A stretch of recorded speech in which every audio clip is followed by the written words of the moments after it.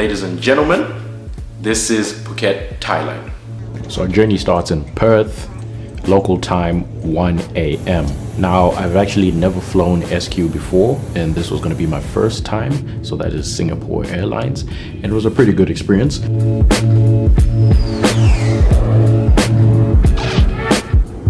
So our flight took us from Perth straight to Singapore, where we arrived, and it was 6:30 a.m. Singapore was actually a vibe. I've never been to Singapore before. We went to this like garden place where they had like all these flowers in the terminal, which was pretty cool. So our next stop was Phuket. We got onto another flight. So this was a short flight. It was about an hour and a half from Singapore to Phuket. Once we got in there, we had turquoise water, which was vibes, and local time was 9:35. First thing was to look for transport to get us to Zenmaya Oceanfront, which was the hotel that we're staying at. And this lady just stepped up and came up to us and offered us a free ride to our hotel on condition that we would attend one of their vacation sharing presentations. This is for the Anantara group of hotels. And of course we said yes to that, because why wouldn't you? The minute we got to Zenmaya Oceanfront, I immediately just realized this trip was gonna be a complete vibe. The hotel was just absolute vibes, guys. They had music playing. It was just absolute island vibes. Just think cocktail, view of the beach, beachside.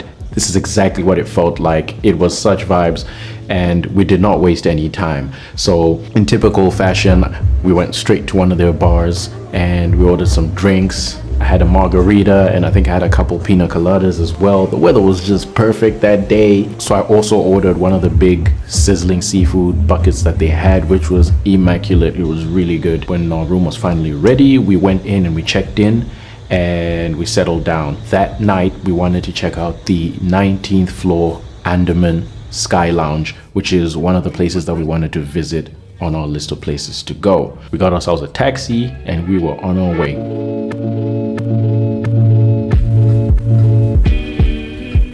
So this rooftop slash bar was on the 19th floor of the Andaman Beach Suites Hotel, which was a quick 10-minute drive away from where we were staying. Local time was 6:15 p.m. And as soon as we got here, just look at the vibes, guys. Look at the views. You had people doing parasailing at the beach. You had a full view of pretty much the whole of Patong. So the place is in Patong Beach, and it was just such immaculate vibes. The bruschetta was amazing, literally the best bruschetta we had in Phuket. And look at me here just cheersing, living the life. Look at that sunset, guys. So after that, we went back to the hotel and we just rested after a really long day of traveling. Day 2 begins at 7:30 a.m. Just a quick tour of our room that we're staying in. This is a Zenmaya room. We had a little hot tub on the outside, and first thing I did was just get the bubbles going, get the vibes going, me, first thing in the morning. And look, the weather was perfect. On this day, we actually had a Instagram tour planned. This was by Forever Vacation Phuket, which is a traveling company, I believe. And we went for their Instagram tour, which costs about $150 per person. So initially we looked at the price of it and we're like, well, that looks like a lot of money. However, after we sort of pieced it together and we figured out that it was actually a whole day trip, including lunch. Some of the places that we went to on this trip include Big Buddha. We went to Chathararam Temple. We went to Old Phuket Town, and we went to Karone Viewpoint and the Rock Beach Swing.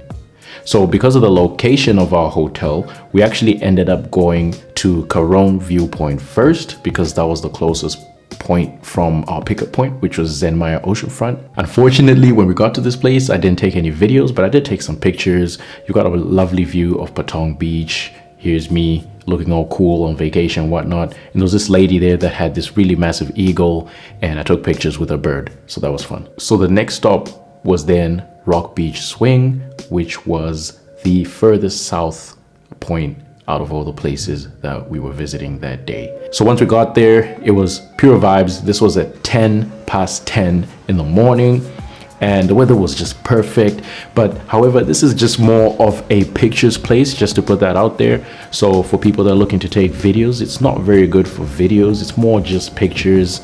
And if you've seen a lot of photos on Instagram of Phuket with all these swings and these beach views and pretty much all the stuff that you're looking at, this is the place. It's called the Rock Beach Swing Place, and you go there on the tour, and it's pretty good if you want to take lots and lots of pictures that are Instagram worthy, in quotation marks. And as you can see here, the weather was perfect, clear skies, few clouds here and there, and then literally like a few minutes later it just completely took a turn for the worse. And as you can see now, it was completely cloudy. I have no idea where this came from, but yeah, that's Thai weather for you during May. So this is us drinking some fresh coconut water as we're waiting for it to stop raining. And then of course it did stop raining, and we went back to take our photos. And this is on our way back with our wonderful and glorious tour guide, Patty. So the next stop after the Rock Beach Swing was now Big Buddha. And before we got there, we actually stopped at a top secret restaurant, in quotation marks, according to our tour guide, Patty. So we stopped at this Thai restaurant where we had some Thai cuisine. And as you can see here, the weather was pretty bad. It was raining a lot, but it did give me the chance to try out some sticky mango rice, which is a delicacy, and I'd never tried that before. And as you can see here, the weather quickly cleared up. And with weed being legal now in Thailand, this was also on sale at the restaurant where we had our lunch, which was pretty interesting. So we got back into the car, and this is us at Big Buddha. This was at 1 p.m. And as you can see, it was pretty packed because for obvious reasons. It's a massive tourist attraction and everyone was there. But again, as you can see from these photos, it was pretty wet that day, and it was just not the best day to be doing touristy things. So the next stop after that was the Chai Thararam Temple. I hope I'm saying that correctly. And this was more of a sacred-like place, obviously being a temple. We had to take our shoes off. Shout out to Patty, our tour guide, for giving us the huge history lesson on how and what all this meant, telling us all about one of the most influential figures in Thai history. After that, we now headed to our very last stop, which was Old Town Phuket. This was a really interesting experience. We got there at 2:55 in the afternoon, and it was interesting to see the city center looking like this. With it's so compressed with a lot of things going on there, and it was super clean as well, which was really nice. And there were just lots of people there. I remember seeing a lot of other tourists as well, just hanging around, taking pictures, doing some shopping.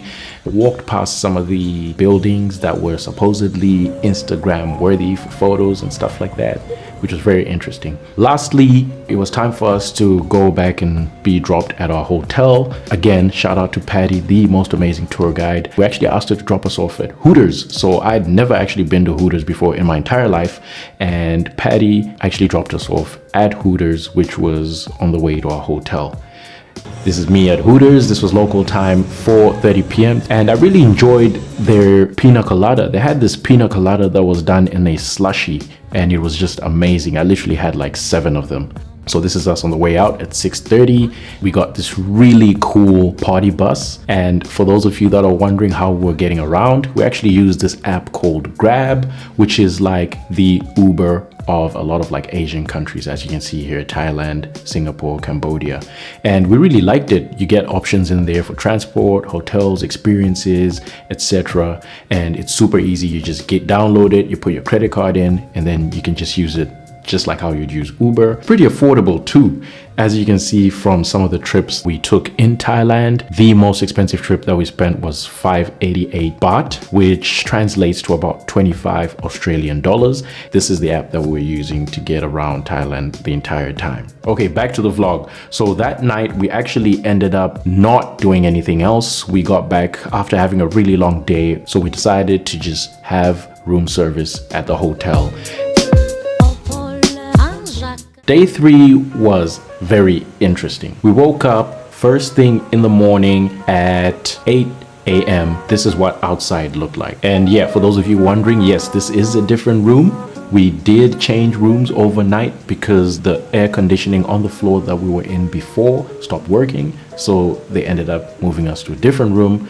not a great start. On this day, we were actually meant to be picked up to go to that Anantara presentation on vacation sharing club membership. The drive was actually a really, really long drive because the place was pretty much almost the other side of the island, on the north side, about a 40-minute drive. So yeah, we weren't looking forward to the drive, but yeah, we signed up for it and it was too late to back out now. Once we got there, we were treated very well, of course, as you'd expect, because these people wanted us to spend a lot of money to join their club. No surprises there. It was a fun presentation to be in, and they actually went as far as taking us on a little tour on their actual resort that we were on and showing us one of their display rooms that they had there, which was really fun. So this is us driving around on their little golf cart in their resort, and as you can see, it looked like a really nice place. So this is one of the villas that they showed us, which was just amazing. It literally just looked out of this world. I think it had like 2 bedrooms. It had a master with like a pool right on the outside. It was basically just designed to emulate home style living, where you've got a home that is, away from home. You just sort of travel out there, you get in, you go out, you buy your food, or if you want to cook something, you can do that. You got your laundry over there, you got a nice living room area, very homely. I think the theme that they were trying to go for was a more homely luxury as opposed to hotel luxury. So this is us on the taxi back to our hotel, because part of that agreement was that they drop us off back at our hotel after we're done. Once we got back at the hotel, this actually gave me a chance to fly my drone for the first time in Thailand. And I got a couple of shots of our hotel, and as you can see here, Zenmaya is literally on the beachfront, and right behind it we have the Wyndham Grand, which is the hotel that we were meant to actually stay in, but they were fully booked. We ended up being basically referred to the sister property, which is Zenmaya Oceanfront.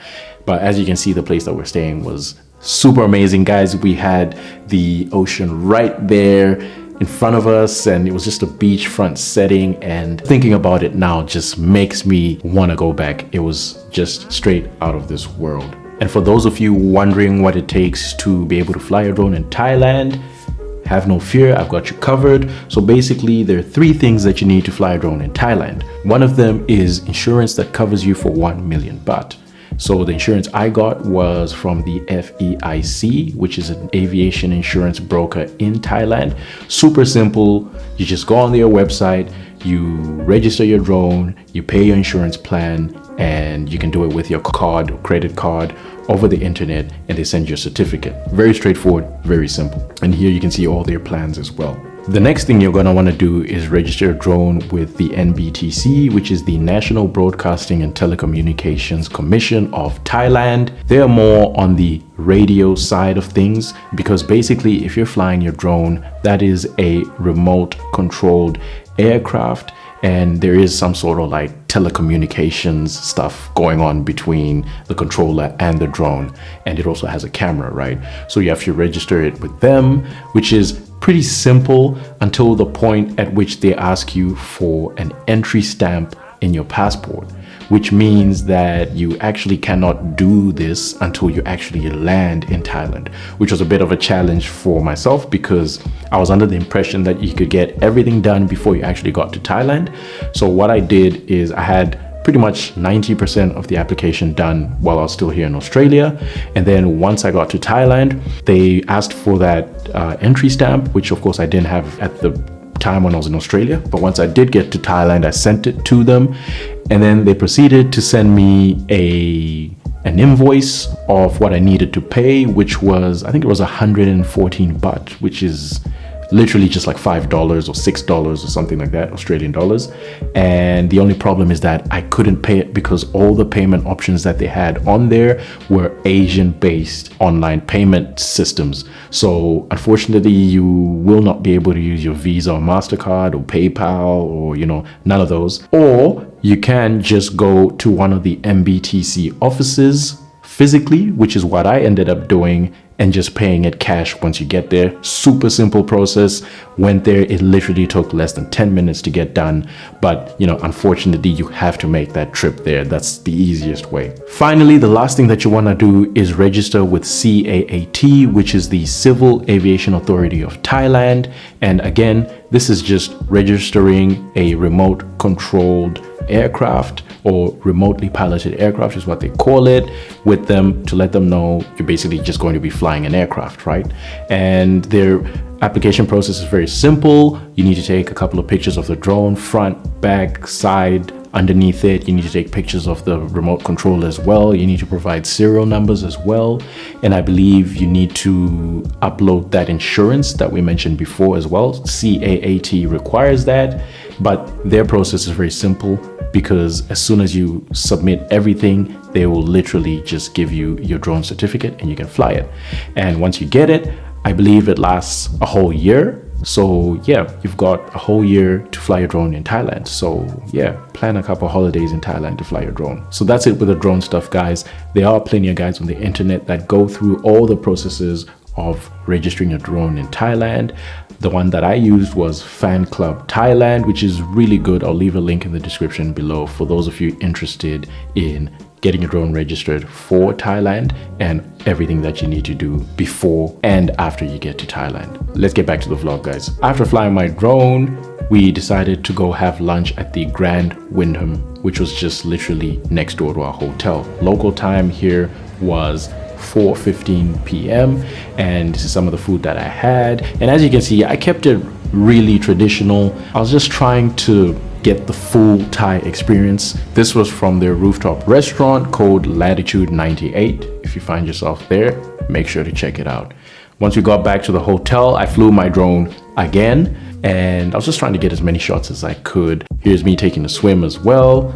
I ended up taking another swim at night at 6:50 p.m. here, and again, this just shows you the vibes at this place. It was just warm tropical weather. You can take a swim all night if you want to. After some relaxing, we decided to go have some food at Zenmaya's official restaurant called Zeascape. And this is me with my coconut water again. You know me, guys. You know me and coconut water. I had the seafood sizzling bucket again. It was that good, guys. I had to have it again. This time I had it with a different sauce. As you can see, I had some garlic bread on the side and I had some like cheesy spinach. Amazing. Day 4 started off at 9:05 a.m. and first thing I did was head out to the pool to get some shots for my Instagram, content creator, you know how I do. And I made sure to get a pina colada first thing in the morning because of course we're on holiday, we drink pina coladas every single hour of the day, right? Again, the weather was a little bit weird. It was sort of like drizzling for a little bit and then sun coming up for a little bit and then drizzling again, which was not the best weather to be on vacation, but made the most out of it. And it was vibes. It was good vibes. The weather is pretty interesting this time of the year. It's a mixture between, I think it's monsoon season is what they call it. So yeah, it's really strange. It will literally like thunderstorm for like 10 to 15 minutes and then it will stop and then the sun comes out and then after like an hour or so the thunderstorm hits all over again.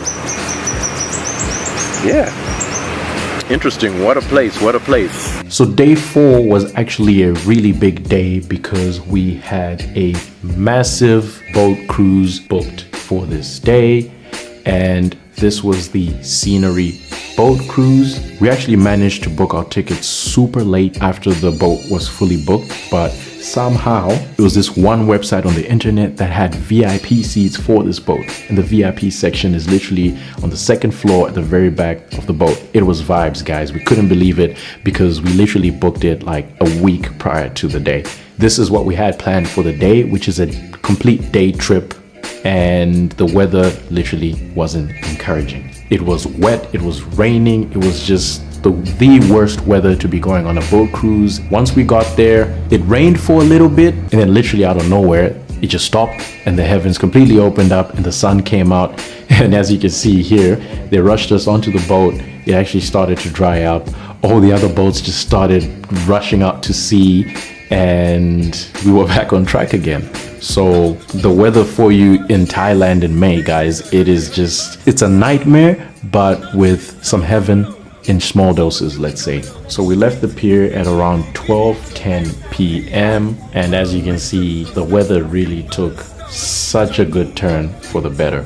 We were super excited and happy about this, and everyone's mood just changed and the vibes were super elevated at this point. It looked like it was going to be a great day. So we headed out to sea, and here's the good thing about the Seanery luxury boat cruise. Downstairs, there is full bar service for the entirety of the cruise. So you can literally just order drinks continuously throughout the cruise as many times as you want. And you know me, in typical fashion, I was already on it. I was ordering drinks left, right, and center, trying out all the cocktails on there because, you know, why not? You know, we're on holiday. Have a cocktail or two, or maybe 10. So while we're on the boat cruise, we stopped at this one place first where they just stop the boat and they let people go and dive and swim at the back. And this gave me an opportunity to fly my drone. And I started getting some wonderful drone shots off the boat and just the setup around.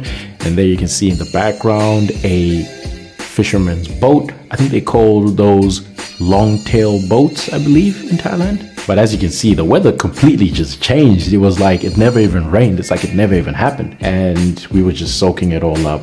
We're loving it. It was just amazing. Surreal to be out there, guys. At around 1 o'clock, lunch was served, and this was Thai cuisine, and it was amazing. They had an assortment of foods.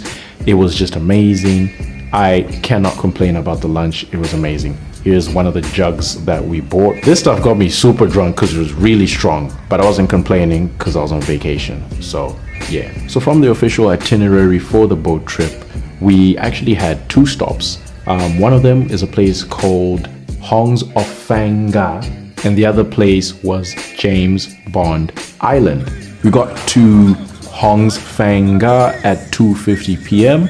and this was super well coordinated. As soon as we got there, they had like all these guys on these little like canoes that were just like waiting for us, and then they picked us up in these canoes at the back of the boat, like one by one or group by group. I think the canoes could take like 2 people max. So this is us on our canoe, and like we canoed into these like caves, and like I like how it was really well coordinated, because once we got there, they just had like 1,000 canoes there just waiting for us, you know. So we did not waste any time. We just sort of got there, went straight onto the canoe, and then sort of canoed off into the caves. And here you can see some of the rock faces and geological features in the area. Really cool to see and quite an experience. This is us now canoeing into this cave. Yeah, as you can see, we're like a little train of scenery people just canoeing in the caves, and everyone had their phones out and everyone was really excited and everyone was taking pictures and taking videos. What an experience. So this is us on the other side of the cave, and here you get an idea of how many people were on the scenery boat. So this is all the scenery people.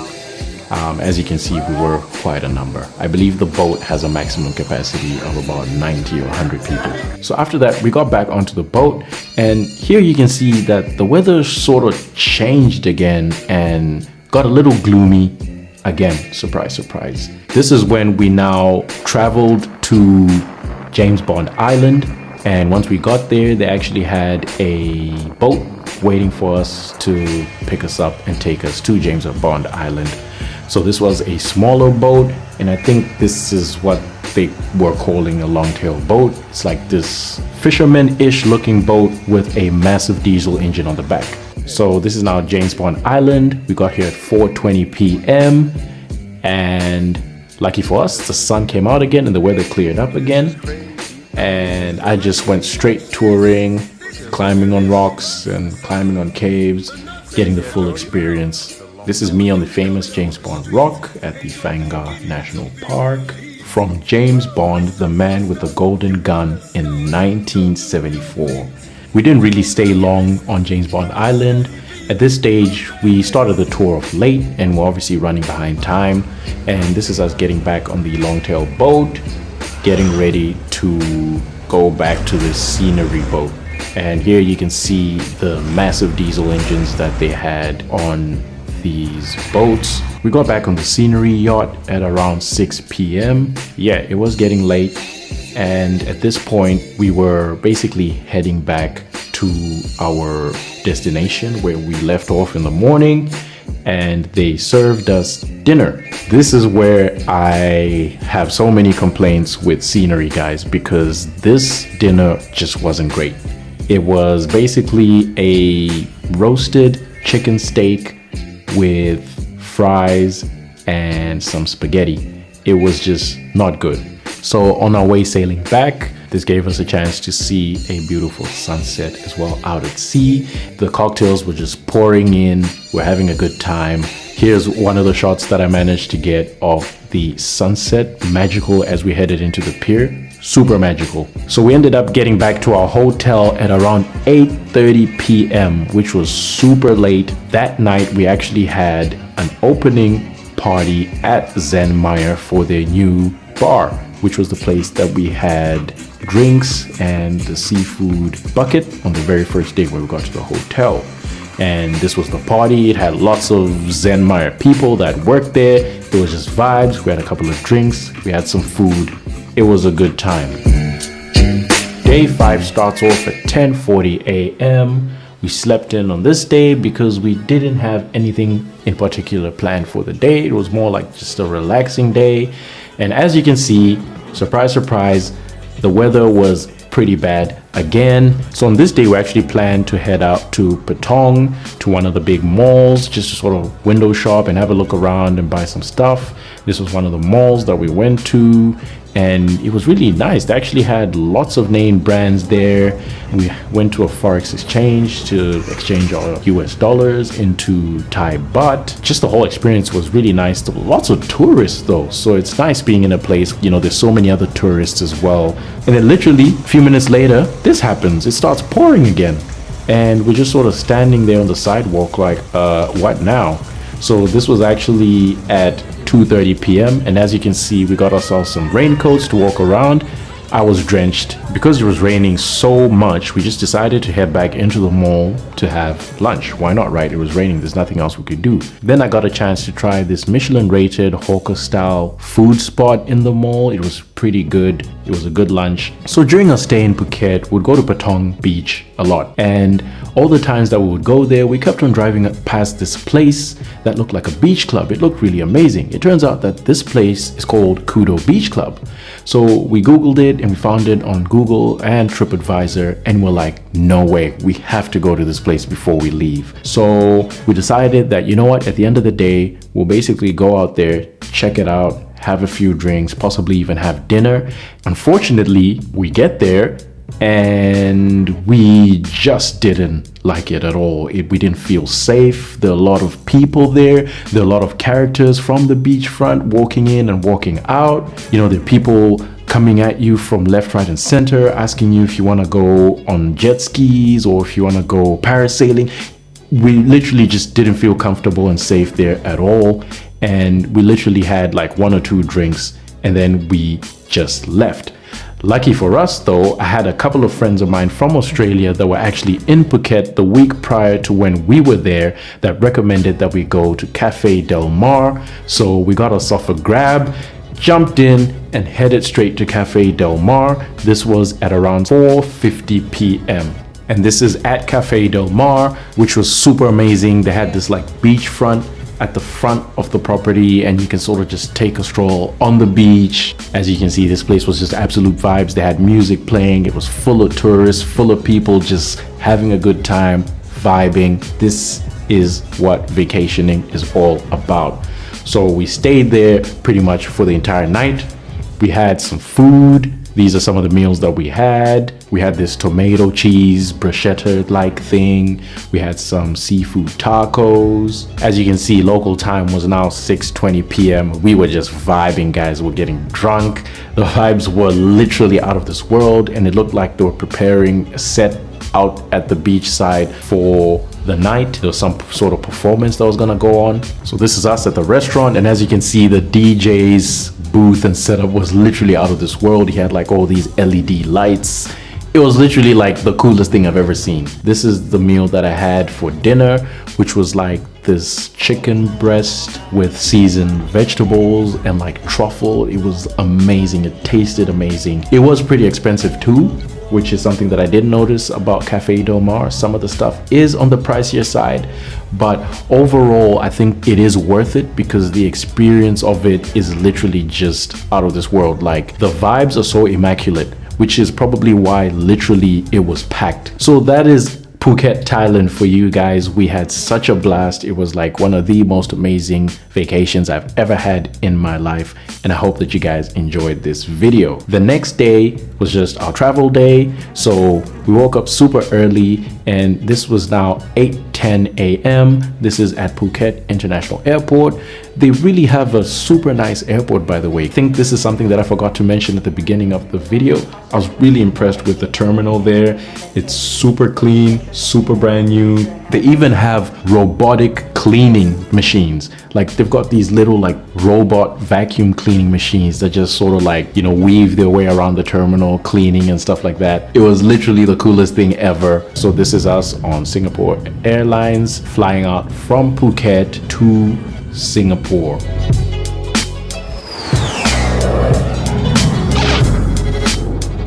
We landed in Singapore at 1:35 p.m. and this time we actually had a really long layover. I think our layover was about 6 to 7 hours, which gave us the opportunity to really sort of explore Changi Airport and see what it's all about.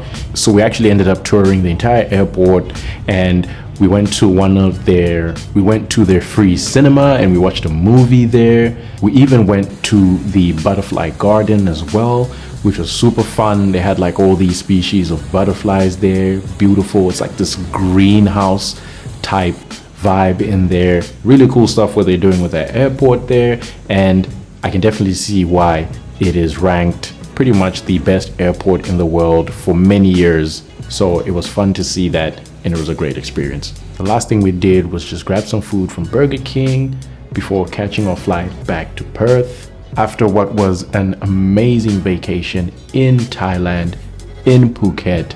Really, I cannot wait to travel like this again. Thanks for watching, guys, and I'll catch you guys in the next one.